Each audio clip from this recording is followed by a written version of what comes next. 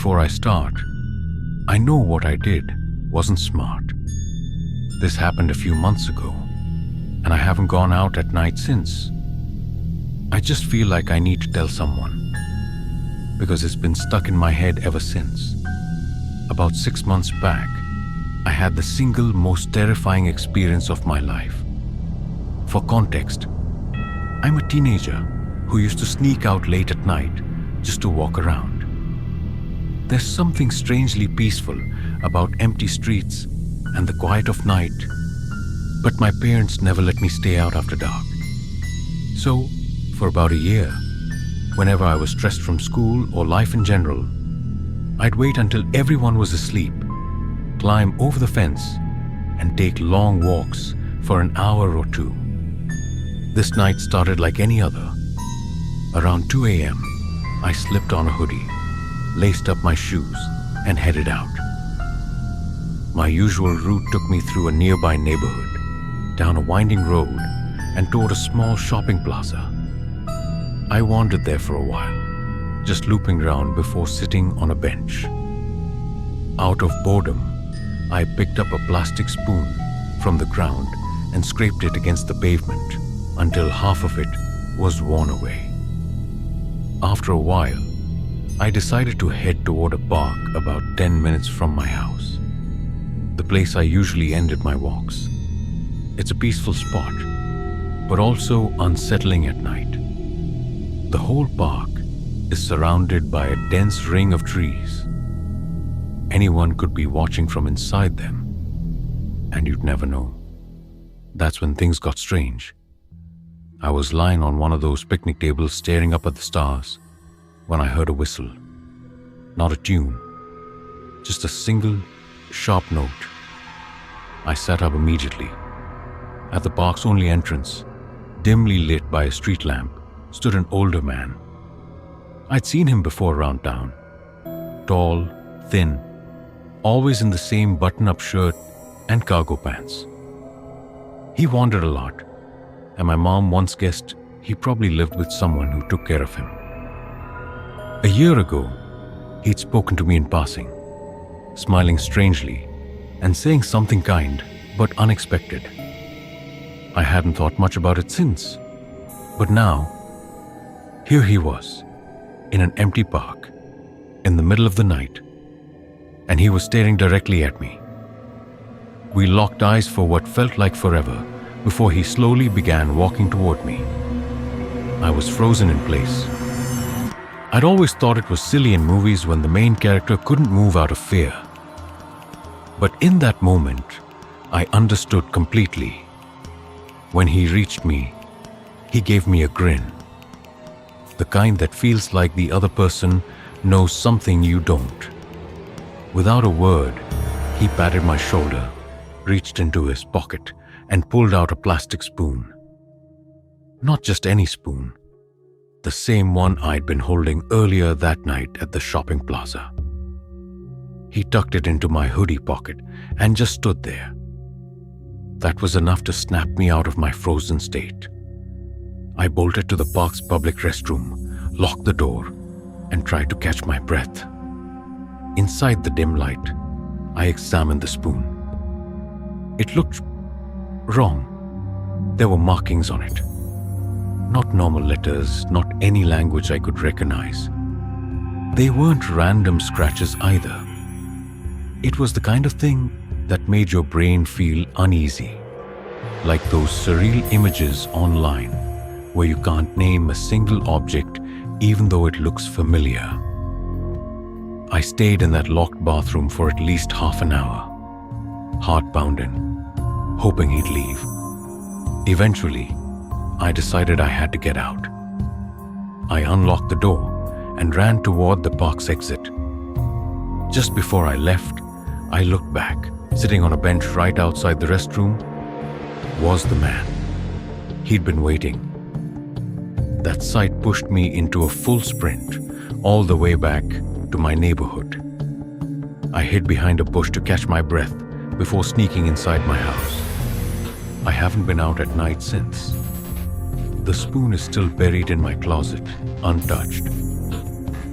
Sometimes I wonder how long he'd been watching me that night, or if he'd followed me on other nights without me noticing. Whoever you are, let's never meet again.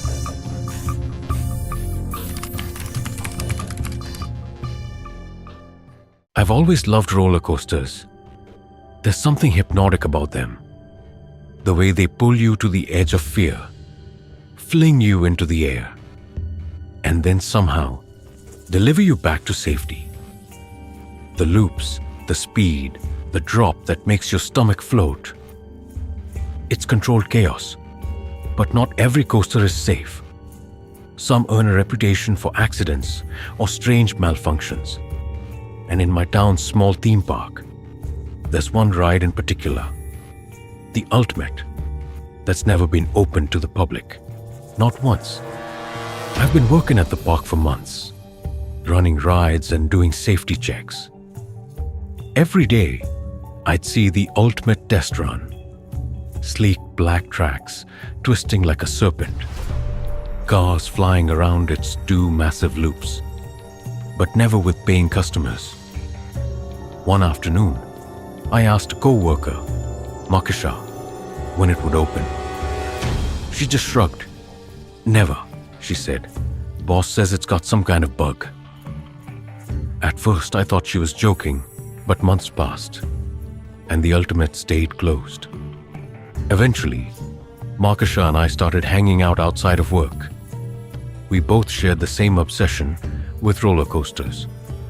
And one night, she made a suggestion. Let's ride it after hours, she said casually. She explained that all the safety inspections were fine. No mechanical problems, no design flaws. The ride was smooth, smoother than our most popular coaster, the Cobra.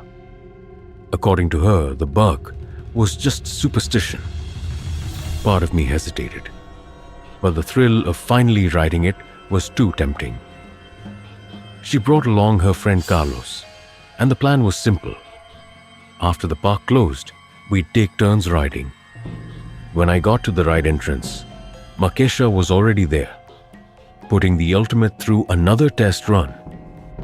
The empty cars shot past faster than anything else in the park. Carlos was practically bouncing with excitement. Makesha insisted that she and Carlos go first, and I'd operate the ride for them. I went through all the standard safety checks. Restraints locked, nothing loose that could fly off. The rest of the train was empty. I hit the button, and the coaster began its slow climb. From the control booth, I watched them drop like a bullet off the first hill, their laughter carried by the wind as they whipped past. The first loop came and went, and I stepped out to get a better view of the second loop. That's when I noticed something strange. There was another figure in the very back of the train. I froze. I had strapped them in myself. That seat was empty when they left. The cars hit the second loop, but this time, there was no sound, no laughter, no screams. Just the rush of metal on metal. The train slowed, rounding the final bend, and rolled quietly back into the station. Both Makisha and Carlos were slumped in their seats, motionless. I stood there, unable to move. My brain was scrambling for an explanation. Maybe they'd passed out from the speed. Maybe something with the restraints, but everything looked perfect.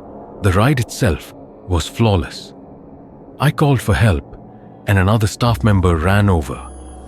Emergency crews arrived, but no clear cause was ever found. The ride was tested again, over and over, and it passed every inspection. The next day the park opened as if nothing had happened. No public announcement, no news coverage. The ultimate went right back to being off limits. That's when I learned the truth about the bug. It's not a mechanical issue. It's a passenger. Every time the ride is tested, even when no one boards, someone appears in one of the back seats after the first loop. No one knows who they are, and they're never there when the train leaves the station. For years, it was always just one mysterious rider. Now, there are three.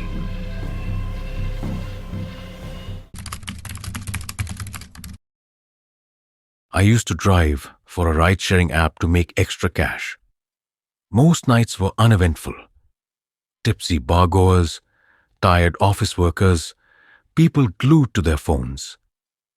But one night, something happened that I still think about every time I drive past a certain stretch of road. It was just after 2 a.m. when I got a ping to pick up a passenger on the outskirts of town. The location was odd, an abandoned gas station that had been shut down for years. The windows were boarded up, the sign half collapsed, and the whole place looked like something out of an old horror movie. I almost declined, but the app showed it was only a few miles away, and I figured maybe the passenger was just waiting there for convenience. People do strange things when they're drunk. When I pulled up, I saw him. A tall man, thin, wearing a dark coat that hung almost to his knees. He didn't wave, didn't look around. Just stood there, under the flickering streetlight, like he'd been expecting me for hours. As he slid into the back seat, I noticed something unsettling. He didn't smell of alcohol, and his voice was completely steady when he said, "Drive." That was it. No destination, just drive. I laughed awkwardly, thinking he was joking, but then he leaned forward and whispered the name of a small neighborhood across town. A place I knew was almost entirely deserted after midnight. I put the address into the GPS, but halfway there, he told me to turn off onto a narrow, winding road. The trees closed in on both sides. The streetlights disappeared. My car's headlights became the only thing cutting through the pitch-black night. That's when I started to feel it. The kind of cold that has nothing to do with the weather. I tried making small talk, but he barely responded. The only time he spoke was to give me precise directions. Left here. Slower. Stop at the next curve. His tone was calm, but something in it made my skin crawl. Eventually, we pulled up to an old run-down house. The windows were covered from the inside, and there were no lights, except for a faint glow deep in the trees behind it. He handed me a crumpled $50 bill and said, "Wait here. This won't take long." I wanted to say no. Every instinct screamed at me to get out of there. But before I could answer, he stepped out and disappeared into the darkness. 5 minutes passed, then 10, then 20. I kept glancing at the rearview mirror, my grip on the steering wheel tightening with every shadow that moved in the corner of my vision. Just when I decided I couldn't take it anymore, I saw him walking back. Only, he wasn't alone. Another figure was with him. A woman barefoot, her clothes damp as if she'd just walked through a river. Her face was pale, and she didn't look at me. She just got into the back seat beside him, silent. "Back to where you picked me up," he said. The ride back was even quieter than the trip there. I didn't dare look in the rearview mirror for too long, but every time I did, I noticed the woman staring straight ahead, unblinking. When we finally reached the gas station, they both got out without a word. They walked together toward the empty lot. And then, in the blink of an eye, I realized something that still makes my stomach turn. The woman had no shoes, but when they walked into the shadows, I didn't hear a single footstep. I never saw them again.